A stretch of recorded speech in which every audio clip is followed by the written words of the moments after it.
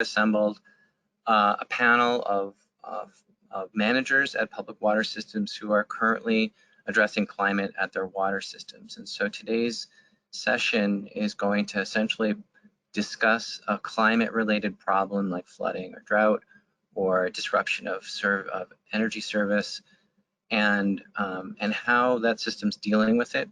And so we'll have some brief stories from each of the four panelists. There are four actually. The agenda showed five. We're gonna have four today, and I think they're gonna be great. And so we have Stacy Herbold. Stacy works here at DES, and she has been here for over 15 years. Most of her time at DES has been in the Wetlands Bureau as a compliance investigator, but now she works to manage the water conservation and water use registration and reporting programs. She works with community water systems of all sizes across New Hampshire on adopting water loss control efforts, analyzing water use data to base their management decisions, and promoting water efficiency. Stacy is also a member of the New Hampshire Drought Management Team. And so I'll pass this on to Stacy, and Stacy will begin and introduce the first speaker, Jason Randall. And we'll have a short series of slides from each of the panelists, and then there'll be an open discussion as well as question and answers. So Stacy, you should be on, and at this point, if you'd like to either share your webcam or take it from here. Sure. Good morning, everyone. I am one of those lucky folks whose webcam is not working today. So I will just be a voice, and I'll be moderating this session for you. I wanted to thank you all for attending this first virtual source water protection conference. I know it was a challenge for everyone involved organizing it. And I know it's been a trying year for everyone. So I hope you're all able to kick back a little bit today, listen to some of our great lineup of speakers, and learn a thing or two by the end of the day. With that said, as Pierce mentioned, we have speakers from 4 different water systems in the state who are each going to tell you in 8 minutes or less how their water system has tackled in some way or another impacts from what is our new norm. And what I mean by our new norm is the changes in climate that have meant a wetter New Hampshire with more frequent extreme storm events leading to flooding, yet we've seen no relief from drought, which continues to be a common occurrence. And with warmer temperatures, shorter winters, and longer growing seasons have the potential to occur more frequently. I would like to start by introducing Mike Heidorn as our first presenter. As superintendent, Mike provides safe, clean drinking water around the clock for an aging municipal utility with significant growth pressures in the town of Hooksett. He has over 30 years of experience managing water resources and is a licensed professional geologist, environmental professional, cross-connection surveyor, and waste system operator. Mike's talk on drought preparedness summarizes his precinct's response to the 2016 and 2020 droughts in New Hampshire, including the challenges posed by the droughts to a typical resource-strapped public water system and improvements that were made to improve drought resiliency. So Mike, I will turn it over to you. Thank you, Stacy. Can you guys see my screen? Yeah. Yes, we can. Great. So I'm here to talk a little bit about drought. This first slide shows Pinnacle Pond, located about halfway between Concord and Manchester. This is a 20-acre pond. All of our sources, 4 wells, are located around the shore of this pond. We serve a population of around 3,000 people, 1,200 connections. We pump about 200,000 gallons a day in the winter, about 4 times that in the summer. And this is what the pond looked like in late 2015, early 2016 when I started with the precinct.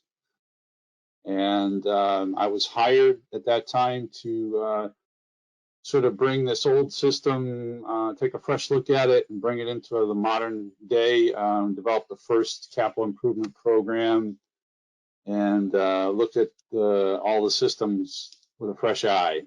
We weren't looking at climate change at that time. And then the superintendent retired, I took over, and this is what the pond looked like in 2016.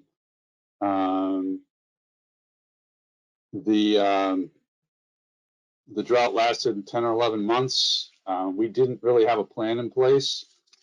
We were kind of shooting from the hip. We saw water levels departure from average of about 9 feet drop on average up to 12 or 13 feet in one of the wells.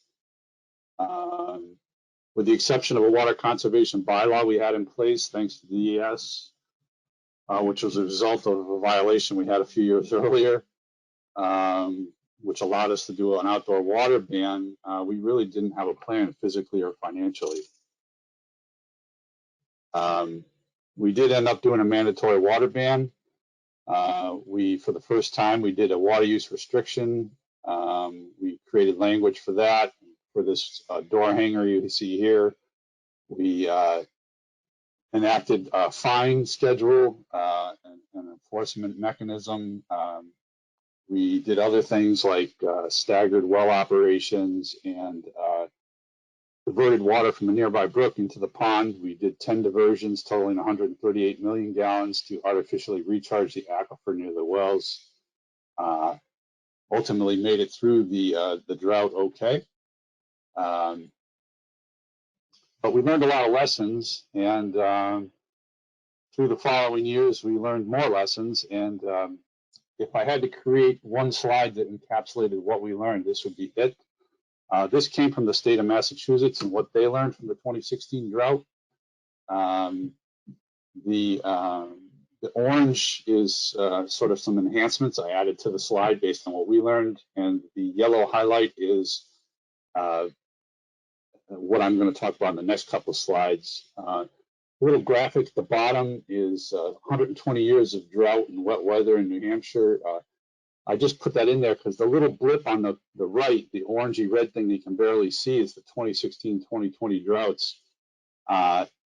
Just to show you that there's a long history of drought in New Hampshire, and those droughts were nothing compared to the past, and I'm guessing that the future holds more. So we need to be ready for what's coming. So Mike's tip number one is know your sources. Optimize their operations. If I had one practical tip for today, this is it. This is what we came up with in 2016, and we refined it over the years. We created a simple spreadsheet that looked at water levels in our pumping wells, and the idea is basically to avoid having the wells cavitate. We didn't at the time know much about our wells. The historical data and the water level data was sparse and incomplete. So we researched it and created this spreadsheet with sort of code yellow, orange, red to indicating levels of increasing concern and actions that we would take to address those as we got closer to the top of the screen or the pump intakes. In addition to that, we also rehabbed the pump stations, re-permitted one of the wells, redeveloped the wells, installed transducers in the wells, installed a SCADA system, and learned how to manage the pond levels in concert with the wells as well. As a result, this is how we managed the drought in 2020. This shows the well levels in one of the wells and how we staggered the operation of the well and how it reacted in accordance with the critical well levels, code yellow, code orange, precipitation. The basic idea is that we had a tight system at that point because of all the work we did in the distribution system.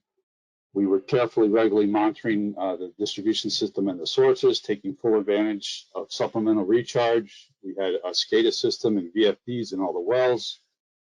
We cut our average drawdowns to pumping sources in half. We kept the wells outside our critical limits. And no water ban was required in 2020, which was essential and nice because we kept revenue coming in despite the COVID crisis. Mike's tip number 2, which is a hard one to swallow, but you know, if you're going to prepare for emergencies and droughts, we think that you're going to need a CIP, or capital improvement program. And to do that, you're going to need some money. We laid out early on, not just because of drought, but partly a program that required a significant investment in our system. Historically, we underinvested in our system, not unlike other small departments. And you can see the trajectory we were on in the dotted line there.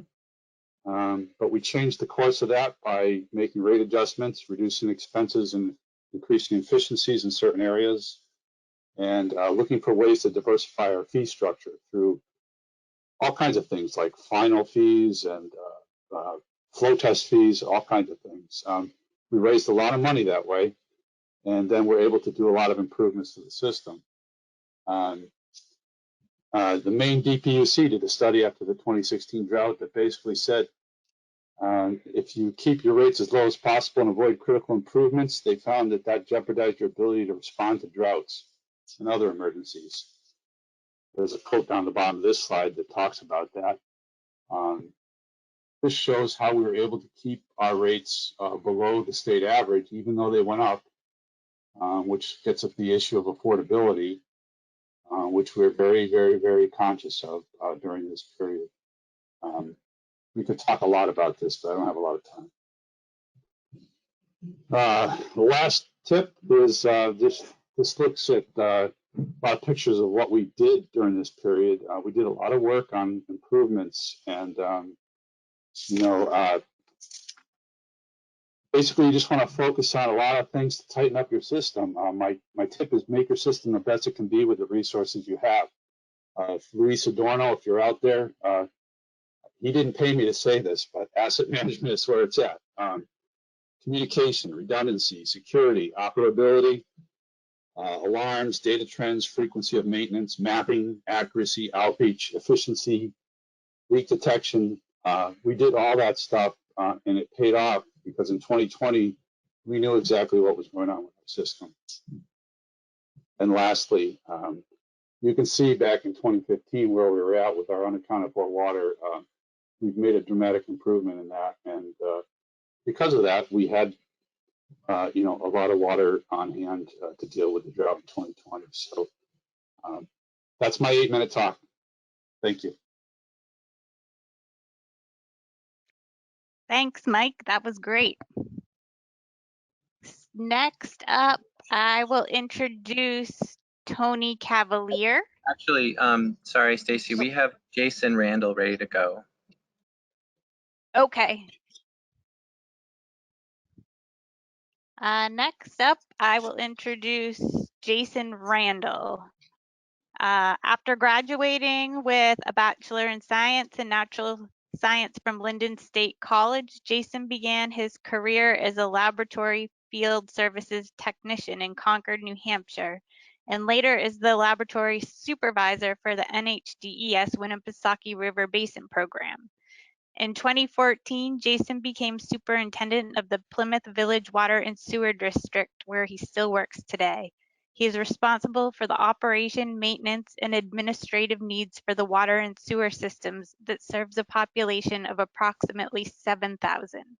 Jason is a certified Grade 4 New Hampshire wastewater operator, as well as a Grade 2 New Hampshire Waterworks treatment and distribution operator.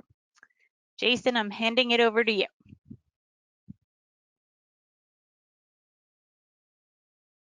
Can everyone hear me now? Yes, we can. Okay, excellent. So thank you for having me today. I want to thank DES, the American Groundwater Trust, as well as all the peers and everyone in the audience for joining in this important panel. So this is the climate panel story from Plymouth Village. I came to Plymouth Village in 2014, and didn't know it fully what I was getting into with this system. Like many of my colleagues that go start new jobs at systems, really have to jump in and learn it. And we learned quickly here in Plymouth because the waters were rising. So a lot of the issues that we face every day, multifaceted issues, complex issues that derive from flooding here in Plymouth. And as you can see, the picture on the left is our water source site for our 2 wells on Foster Street. So I want to start off by saying that being a Boy Scout and an Eagle Scout has served me well in being prepared and preparing for these events. Several other big events here that we've had to deal with are several major breaks in our distribution system, as well as finding and removing lead lines. So that's something here on the left that we are in the process of replacing lead goosenecks. So the biggest thing, just to keep going on the theme that Mike started, is asset management has really gotten us to where we are today as well, and including climate resiliency as part of our asset management program has helped us to anticipate, prepare for, and respond to these changes in our environment. Most of you are probably familiar with the news that pops up around here in Plymouth. And this is from an event in 2017 where we see the Plymouth State University parking lot underwater. This is on the Holderness side of the Pemigewasset River. We are on the Plymouth side, but shared in the same floodway. So there's major flooding here. As you can see, Route 175A is shut down in the picture on the top right. And there's actually a wastewater lift station right above the Plymouth State University sign near the power lines and the ball fields at that location. So we get it from both ends here in Plymouth, not just protecting our source water just upstream from this, but also inundated with flooding events coming into our wastewater system. Okay. So as we mentioned, our Foster Street wells, they are Plymouth's only water source at this one location. So it's really a confined site. We do have some commercial and residential areas around this site. It's pretty much at the confluence of both the Pemigewasset River as well as the Baker River. So we get pretty much multiple watersheds coming in to this location. We have 2 wells on this site.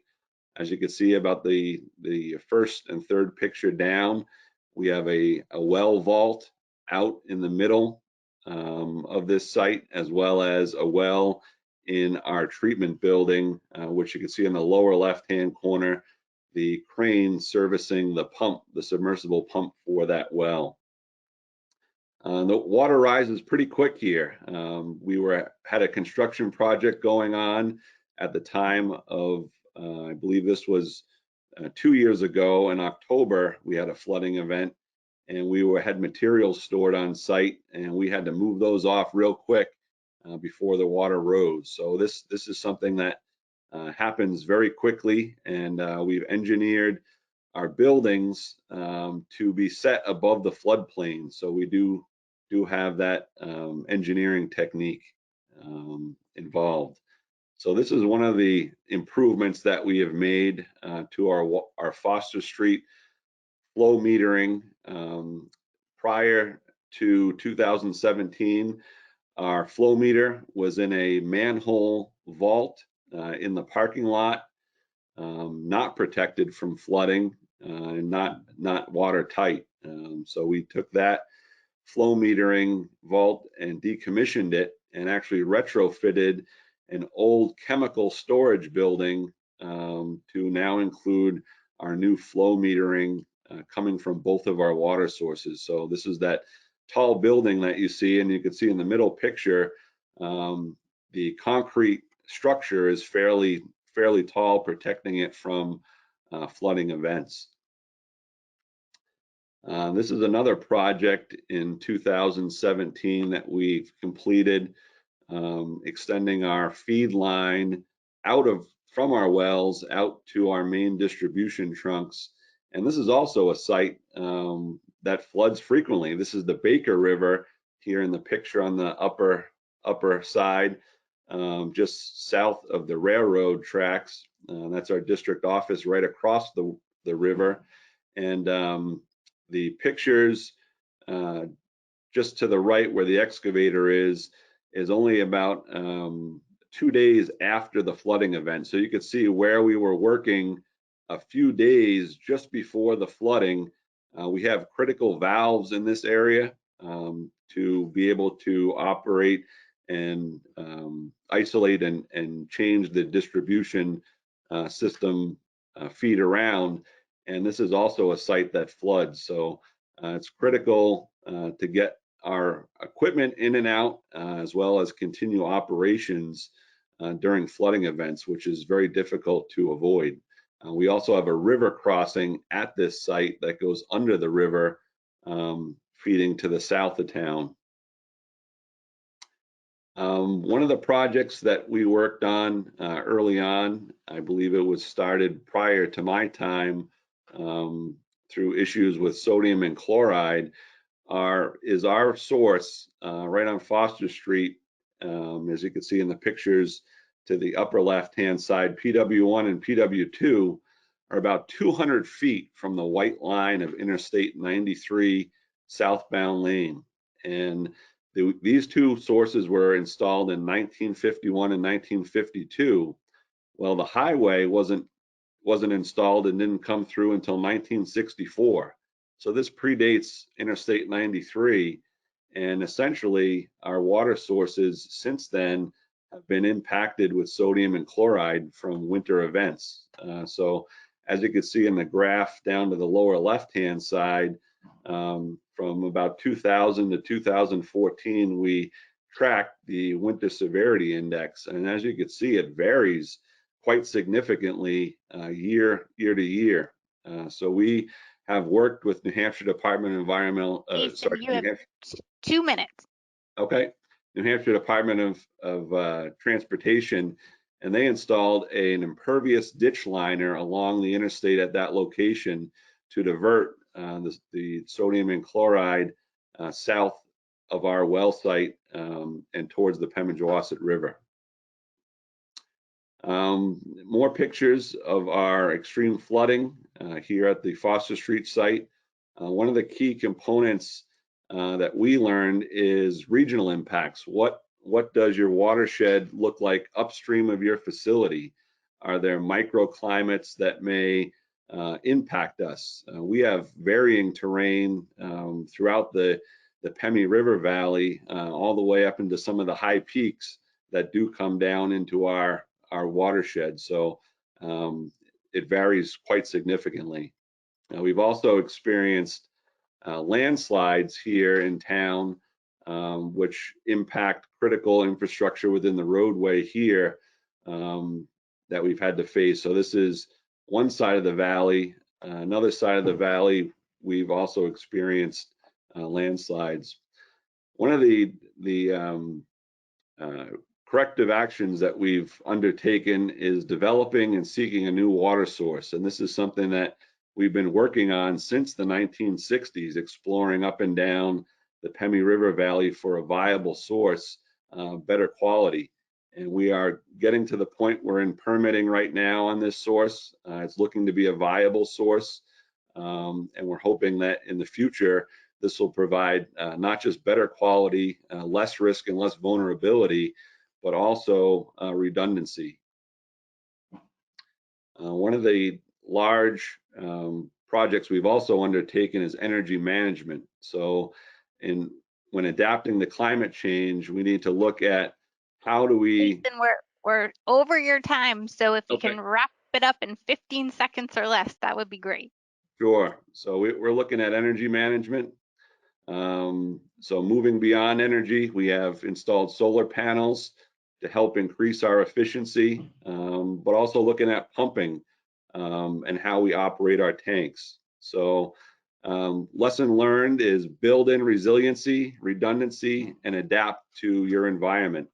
We definitely need to make sure that we are adapting, as it's very unlikely that we're going to be able to have significant changes to our environment in the future. So that's one of the key takeaways, is to be able to adapt. Thank you. Thank you, Jason. I believe we have a poll question coming up.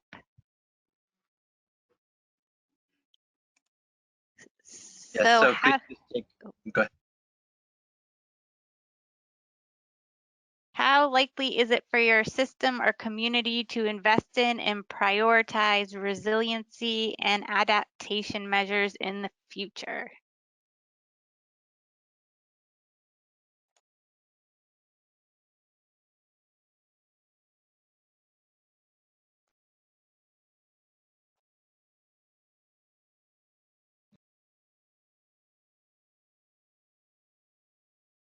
Okay, so take a minute, please, to click on screen, and we should be able to see the results in about as soon as we see you finish your selection.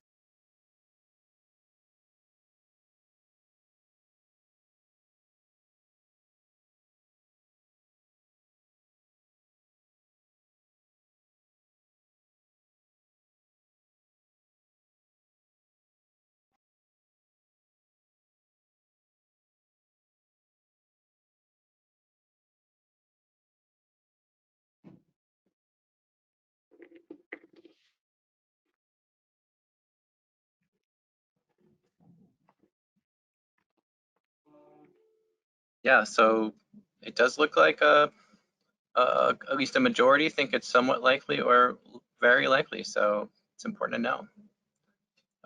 Stacy, let's keep going. All right, next up we have Tony Cavaliere. During college, Tony began working contract operations at various water and wastewater systems while earning a degree in environmental science. A few years later, he moved over to the town of Marlborough and took over their water and sewer departments. He is currently the superintendent of utilities for the town of Jaffrey, where he has been for the past year. Welcome, Tony.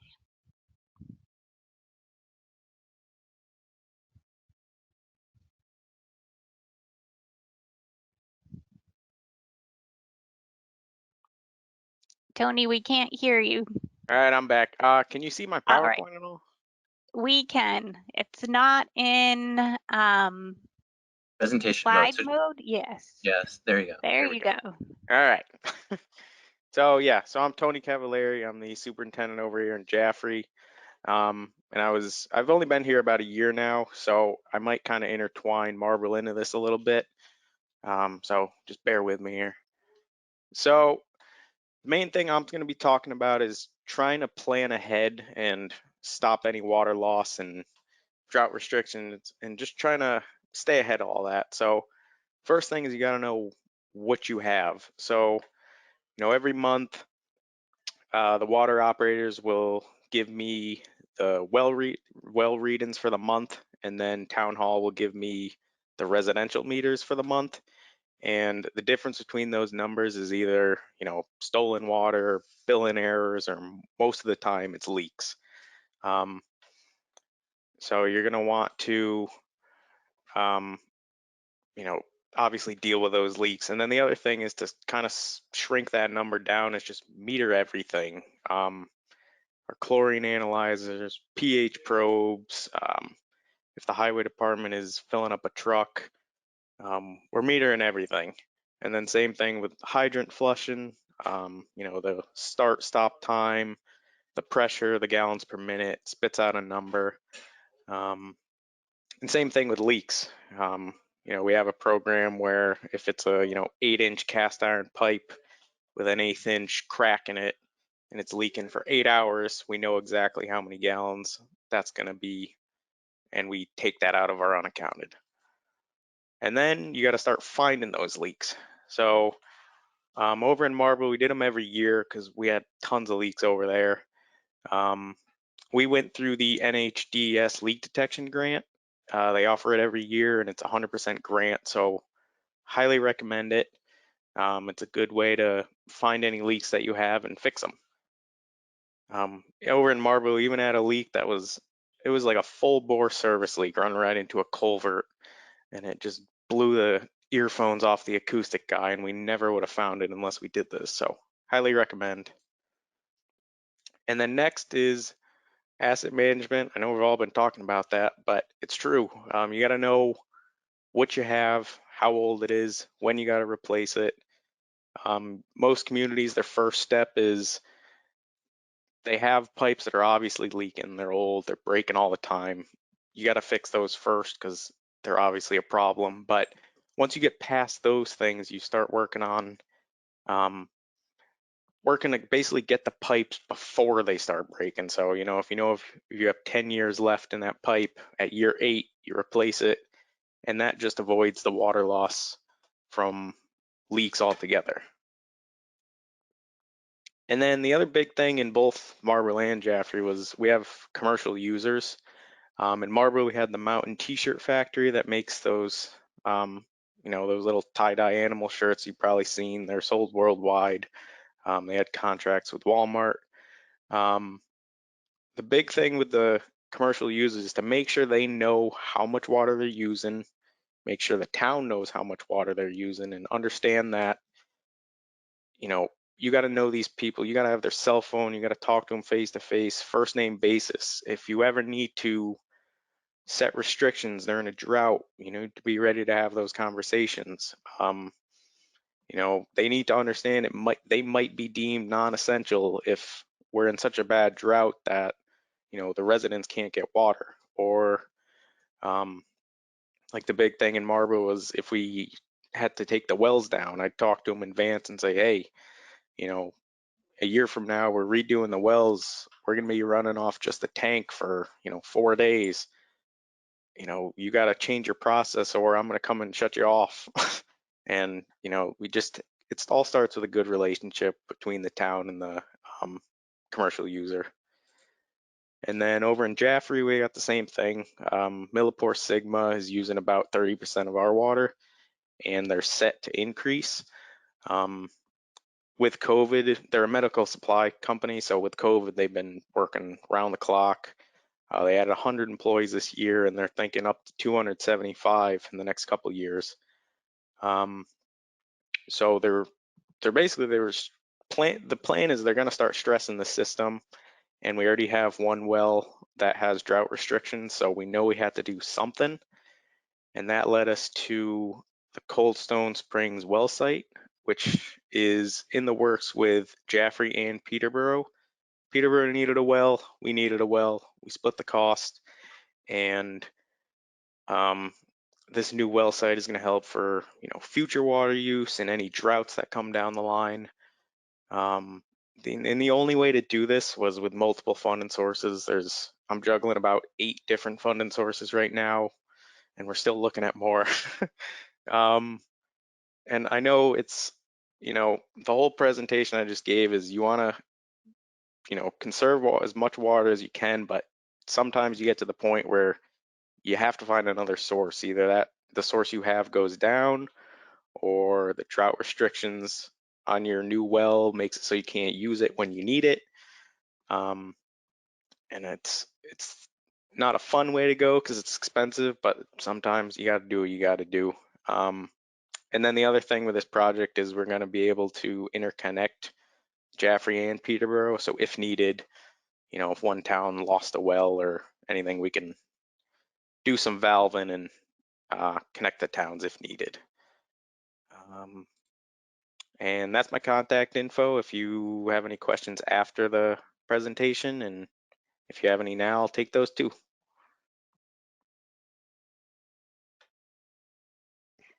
Thank you, Tony.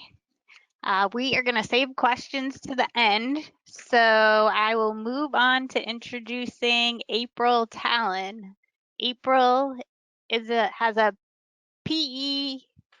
April, let me start over, is an engineer and has a bachelor's degree in civil engineering from UNH, as well as an MBA from Southern New Hampshire University. April has worked for the town of Durham since 2010, first starting as assistant engineer and now as the town engineer.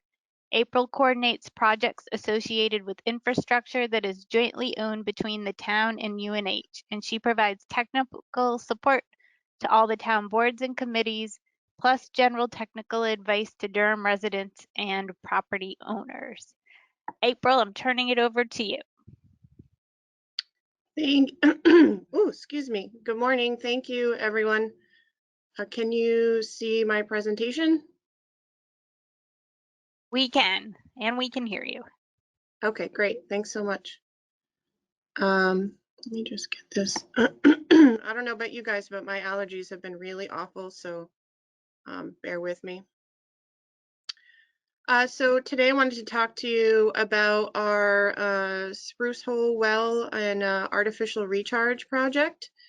It's been the Lee Well site over here, right very close to the border of what's in Lee, near the border of Durham, has been in development and study for quite some time. The property was purchased jointly by the town and the university in 1989. But my understanding is in the early 50s, it was looked at for a potential water source for the Pease Air Force Base. What I'll talk about now is basically, really goes back to what Jason was mentioning earlier, just developing resiliency in your system, and it's definitely a very important thing. So I just wanted to orient you to our water system. We are joint UNH Durham water system. We're tied at the hip and work very well together. Just to go over our sources, we have the Lee Well up here in the far left-hand corner, Lamprey River with our intake, and Oyster River in the middle that runs right around the edge of town, and our Oyster River Reservoir and water treatment plant is here. In way earlier years, actually, this hard pipeline took water off the Lamprey River and discharged it directly into the Oyster River, which then flowed down into for use at the water treatment plant. And then at a later date, this was actually extended down Mill Road, and this was discontinued. And now this is our Lamprey River intake that comes down Mill Road into the water treatment system. So adding the Spruce Hole Well was a very important, very wonderful thing for the town and the university to take on, and it's treated us very well. And I'll talk a little bit more about the artificial recharge part as well. Can't I change? Here we go. So the general concept of what I'm talking about here is basically to draw water off of the Lamprey River during periods of high flow, and to recharge that water into the aquifer so that we can withdraw that water at a later time during drought periods and periods of time in the with the university where we have much higher demand, mostly when the UNH students come back.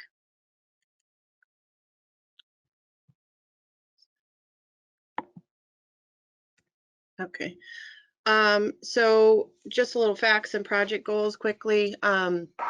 We know that we have had some pretty significant drought conditions. We were able to bring the aquifer recharge fully up and running just in time for the 2016 drought. We do have low flows in our rivers, as everyone probably does in the August and September timeframe. It's also the same time that university students come back. So again, we have a high increase in demand. And like I mentioned before, we wanted to create redundancy in our system and then take advantage of the surface water when it's the most plentiful. So this is just a different view of the Lee well site here, showing, of course, Lee and Durham. It's a little bit more details here. So the Lee well, I'm sorry, I keep saying Lee well. A Spruce Hole well, production well, here is in Lee. And these are the 2 artificial recharge basins. And in the next slide, I'll go into a little bit more detail. But again, this line down here depicts that raw water line coming from the Lamprey River off of the slide here on the south.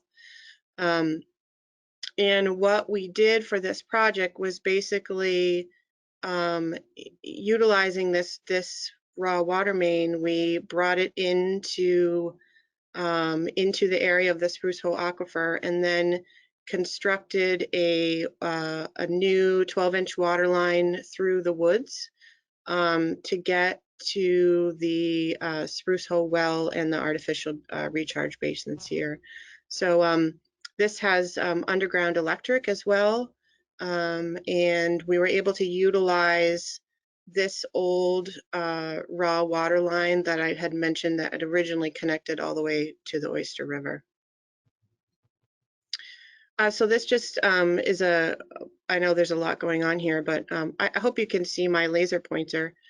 So this represents the new 12-inch water line that I was mentioning before that brings water from the Lamprey River, comes down in here, and we have the Spruce Hole pump site, the pumping building in the middle here.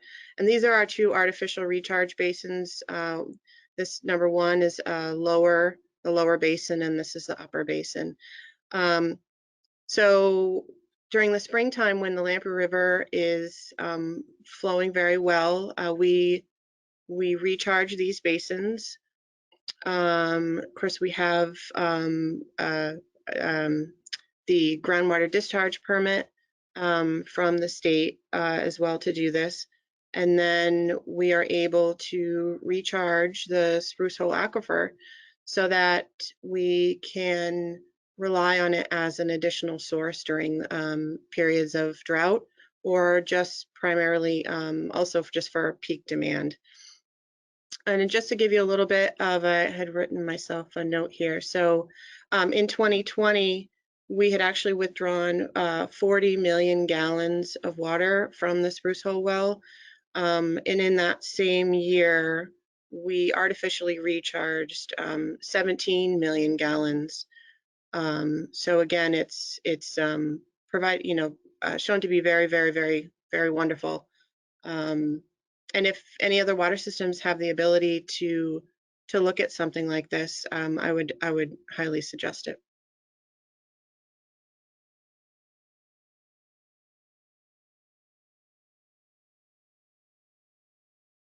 I think that's all I have. Thank you, April. I believe we have one last poll question.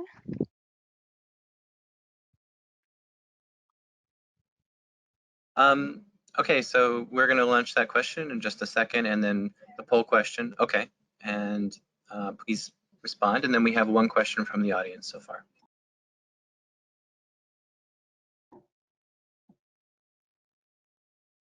Okay, can everybody see the poll question? Because we might be having a technical difficulty. No, we can't.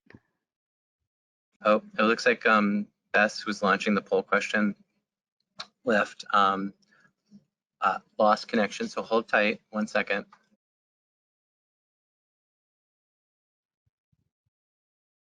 So after the poll question, we are going to answer some questions from the audience. So in your chat, feel free to send those along. Oh, here we go. Here's the poll question.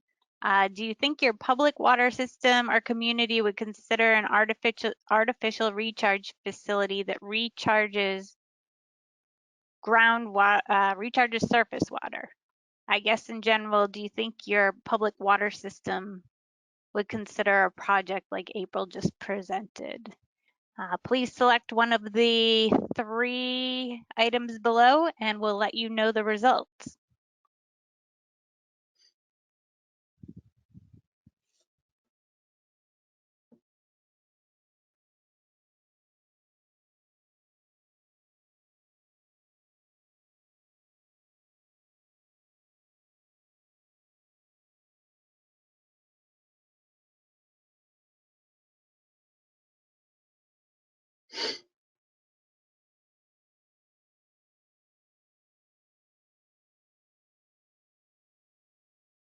All right, the results are in. It looks like a small percentage says yes if needed or maybe, and 50% said not likely, it is a pretty major project and you do need a good surface water source, but hopefully it gives the utilities out there just one more idea of alternative sources. So now let's turn it over to some questions. Pierce, do you have questions? Yes, well, we have at least one question, and I'm going to pass it to Liz, who's fielding questions from the audience, and she can state the question and for the group and go from there. Liz? Sure. Hi. So the question is, could any of the speakers discuss how COVID has impacted demand on their systems due to more people fleeing to rural areas to escape the city? I have heard it has had a big impact on small rural systems in Vermont. If so, do the speakers have advice? For example, do your systems use increasing block rates to try and deter excessive water use by residential customers? And that's the end of the question. I could take a stab at that. Just like April, Plymouth is actually a university community. So we have a large fluctuating population seasonally. So it's interesting, this past year due to COVID, we saw the university shut down, several businesses shut down in the mid-March timeframe, which is about 2 months earlier than where we usually have the students leave town, which is in the middle of May right about now. So it was interesting to see our water use drop by close to 40 to 60% during that time period. Irrigation did pick up a little bit in the summer. We were a little bit back to normal. And then again in the fall with a mixed population coming back to the community. So overall, in regard to usage, we were down about 30% compared to normal for 2020. And we're fortunate that it did happen when it did in some respect because of our population being out of town during the summer, and we were able to monitor irrigation very closely.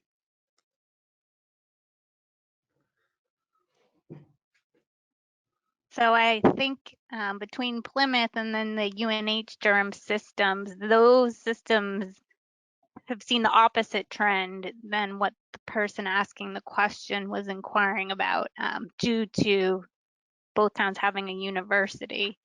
I'm not sure if Tony over in Jaffrey or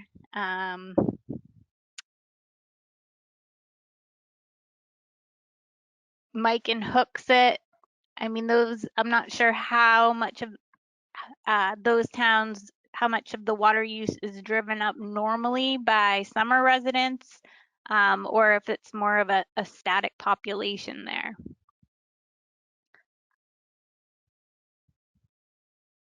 Tony, does Jaffrey have an increase in summer residents, or is it more of just a full-time resident community?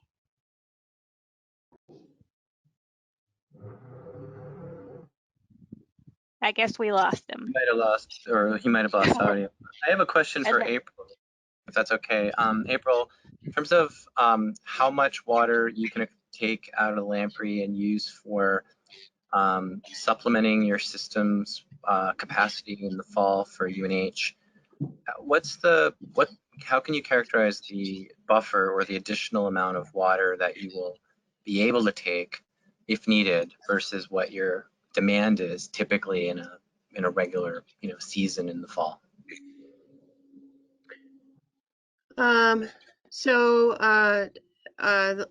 In regards to the Lamprey River and the protected in-stream flows in the fall, yeah, I mean, I'd say that it absolutely, typically because during that time in the fall, we aren't able to draw from the Lamprey River because of the in-stream flow. That's the time when we rely on Spruce Hole. Absolutely. We have not, per our DES water conservation plan, we really have not hit the point where our demand is so high compared to the available sources that we have, including Spruce Hole. So it's made a significant difference for us. And not so much about demand and available capacity, but I think it provides us that resiliency and protection should we lose one of our other water sources. And I think that's one place that really provides us a good protection. Great, thank you. We have a couple more minutes if there are any other questions. Stacy, I had technical difficulties on that first question, but I'm back. Did you want to repeat that for me? I'm sorry.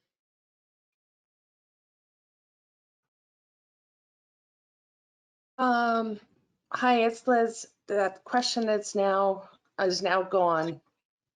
It was about climate change impacts and sorry, I can't remember the rest of it. So I think it was associated with the impacts of COVID. Yes, COVID on your water system.